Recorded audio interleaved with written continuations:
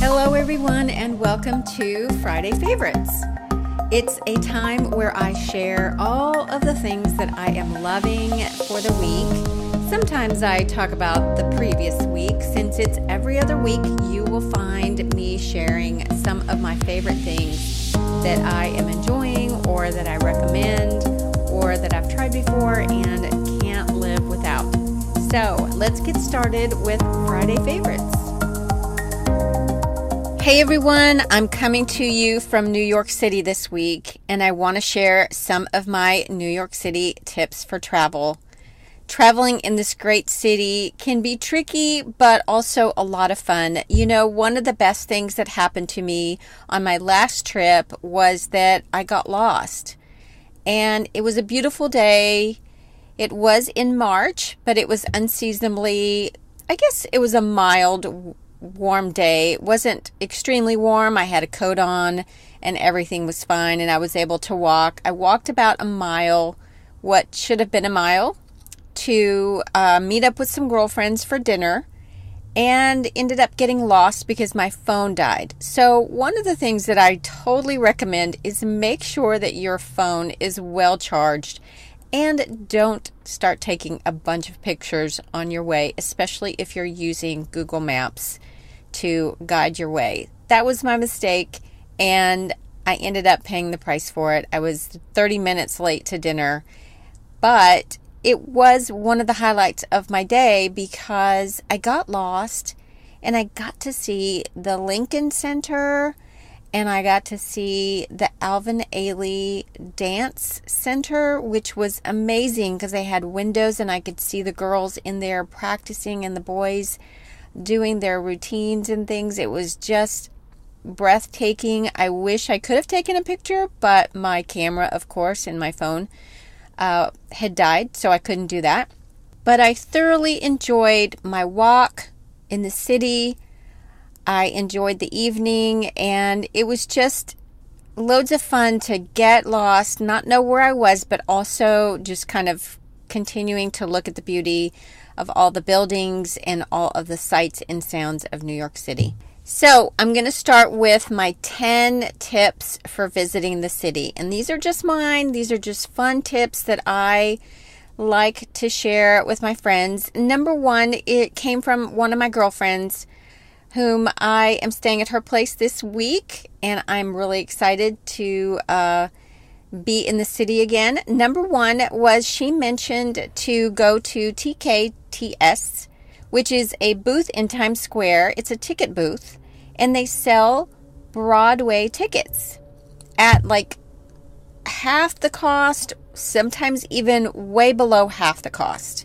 So it's worth a try. So last year, I was there on a Sunday afternoon, and my husband and I wanted to see a Broadway show. We really didn't have a preference, which is good for TKTS because you just never know what you're going to get. It's not going to be something where you walk up and say, I want to see this show on Broadway. And especially, of course, not something like Hamilton won't be available there. But there'll be other shows that are just as great. So we didn't have a preference. We arrived in Times Square around 3:30 or 4 on a Sunday.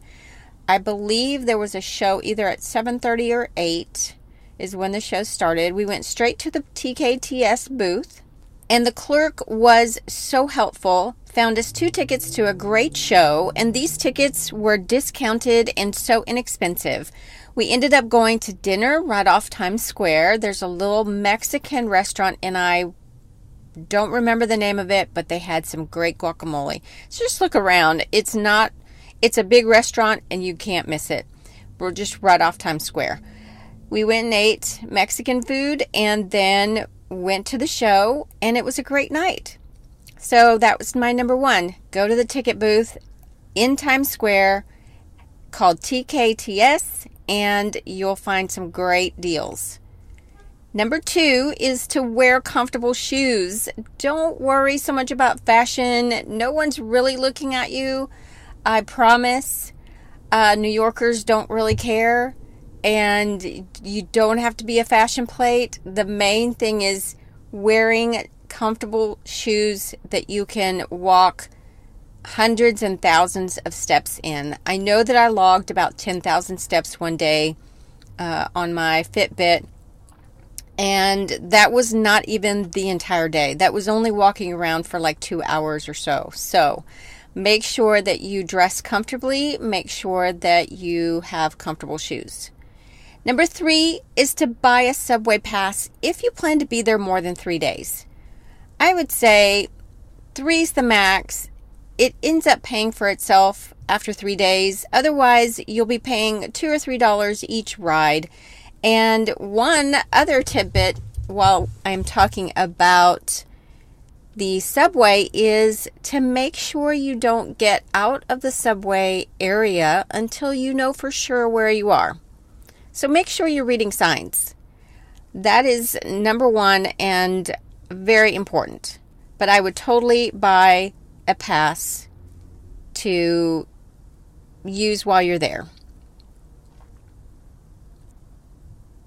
Number 4 is watch the weather and dress in layers.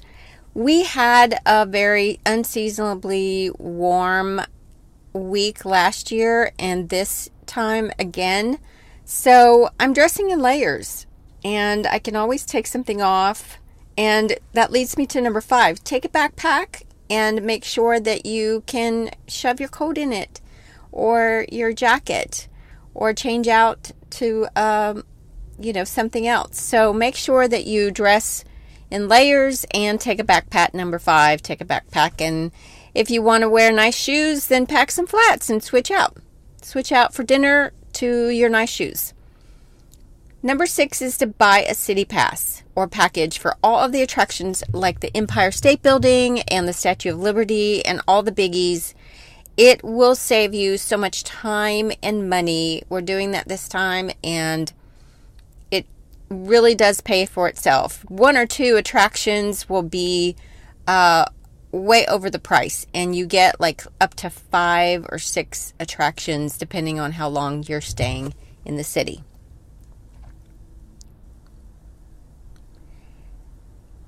Number 7 is have a bagel. Bagels are the best in the city. They are so delicious. I'm going to link one up in the show notes. They are yummy and you just can't get bagels like that anywhere else, I think, in the entire world, but maybe I'll be proven wrong sometime, but their bagels are very, very good. So grab a bagel. That's my tip. Number 8 is Ubering and lifting in the city. Remember that there are tons of one-way streets. So depending on which way you want to go and which way you're headed, your driver may suggest that you move to a different location. I found this out the hard way. I was pressed for time, same night that I got lost. Pressed for time, had to be somewhere at a certain time. And, I'm used to Nashville. You call an Uber, it comes directly to you, right? Unless you're downtown. But especially if you're in New York City downtown or anywhere in the city, make sure that you know which way you're headed and which ways north and south and east and west, which I did not. So they will tell you to move somewhere to a major street. Well, if you don't know where that major street is, then you're up a creek without a paddle. So they'll drop you and then they'll charge you like $5 because you weren't where you were supposed to be. So my suggestion is if you're going to call an Uber and you really don't know directions and you don't know where you're headed and which way's one way and where the one ways are, find a hotel. Either hail a cab or just tell them I am at the such and such hotel and they will pick you up. It's an easy location. They know which way you're going and they can make turns or whatever. So to accommodate. So much easier. Number 9 is to plan your attractions. Plan your visits to all of the fun places in New York, one area at a time. For example, if you want to see Central Park, plan to visit the museums like the Guggenheim or the Metropolitan Museum of Art, all in the same day or time of day. So, you might say, we're going to do Central Park in the morning, then we're going to go to the museums, then we're going to have lunch, wherever. Choose something that's near there. So like if you're going to go to, I guess, in the same area of Lower Manhattan, I guess down in the financial district, you might want to go to like Chelsea Market, the 9/11 Museum and Memorial.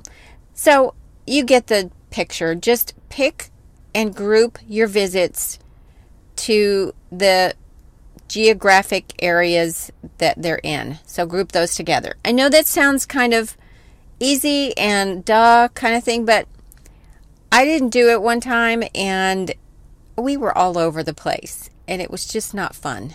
So try to do that. You end up walking too much and you end up riding the subway and spending too much money because you're going from one place to another. So group your things together. Number 10 is to use the bathroom at every stop. If you're having lunch, if you're picking up some coffee, make sure you utilize that potty break because there aren't very many places where you can zip in like most cities and just use your bathroom. Obviously, Starbucks will probably let you go to the bathroom, but you just never know when there's a Starbucks. So make sure that you're doing that. Also, just enjoy the city. Find some rooftop bars, which if you're 21 and up, you can go to these. But find places where you can, that overlook the city and at night. If it's a nice night and it's not cold, then take advantage of those rooftop bars or rooftop restaurants that give you the scenic view of the city. It's so beautiful and I just love it. I love the hustle and bustle of a big city and I love that no one's really caring. You're just doing your own thing and they're doing theirs, and that's the beauty, I think, of New York City. So that is it. I hope that you've enjoyed my little tips and tune in next week for another guest on Rising Stories podcast.